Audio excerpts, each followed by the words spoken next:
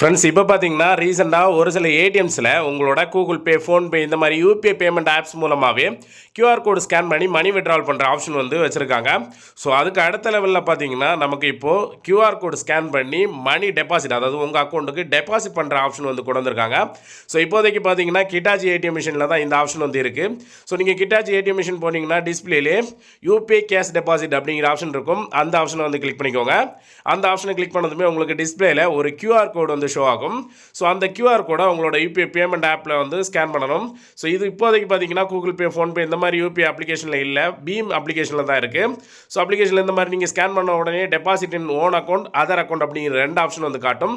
So இதில் own account அப்படிங்கிற option வந்து செலக்ட் பண்ணிக்கோங்க. செலக்ட் பண்ணதும் பேங்க் அக்கௌண்ட்டை செலக்ட் பண்ண சொல்லும். நீங்கள் அந்த அப்ளிகேஷனில் எந்த அக்கௌண்ட்டெல்லாம் செட் பண்ணி வச்சுருக்கீங்களோ அந்த அக்கௌண்ட்டெல்லாம் காட்டும். எந்த அக்கௌண்ட்டுக்கு மணி டெபாசிட் பண்ணணுமோ அந்த அக்கௌண்ட்டை செலக்ட் பண்ணிவிட்டு கன்ஃபார்ம் அப்படிங்கிற அந்த ஆப்ஷன் வந்து கிளிக் பண்ணுங்கள். அந்த ஆப்ஷனை கிளிக் பண்ண உடனே பார்த்தீங்கன்னா திரும்பவும் உங்களுக்கு ஒரு கன்ஃபர்மேஷன் கேட்கும். எல்லாத்தையும் செக் பண்ணி பார்த்துட்டு திரும்பவும் ஒரு கன்ஃபார்ம் வந்து கிளிக் பண்ணிடுங்க. கிளிக் பண்ண உடனே பார்த்தீங்கன்னா நீங்கள் செலக்ட் பண்ண அக்கௌண்ட்டுக்கான யூபிஐ பின் கேட்கும். அந்த அக்கௌண்ட்டுக்கான யூபிஐ பின் நம்பரை வந்து என்டர் பண்ணிடுங்க. யூபிஐ பின் நம்பரை என்டர் பண்ணிவிட்டு சப்மிட் கிளிக் பண்ணிங்க அப்படின்னா வந்து உங்களுக்கு வித்தின் செகண்ட்லேயே இந்த மாதிரி டெபாசிட் ரெக்வஸ்ட் சப்மிட்டட் சக்ஸஸ்ஃபுல்லி அப்படின்ட்டு வந்துடும். ஸோ இப்போ பார்த்தீங்கன்னா நீங்கள் ஏடிஎம் டிஸ்பிளேல உங்களோட டீட்டெயில்ஸ் எல்லாமே வந்து காட்டும். அதாவது உங்களோட நேம், உங்களோட அக்கௌண்ட் நம்பர், ஐஎஃப்எஸ்சி கோடு எல்லாமே காட்டும். எல்லாத்தையும் செக் பண்ணி பார்த்துட்டு கன்ஃபார்ம் வந்து கிளிக் பண்ணிடுங்க.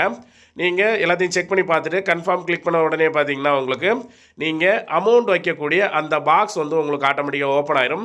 ஸோ இதில் நீங்கள் எவ்வளோ அமௌண்ட் வந்து டெபாசிட் பண்ணணுமோ அந்த அமௌண்ட் வந்து வைக்கணும்.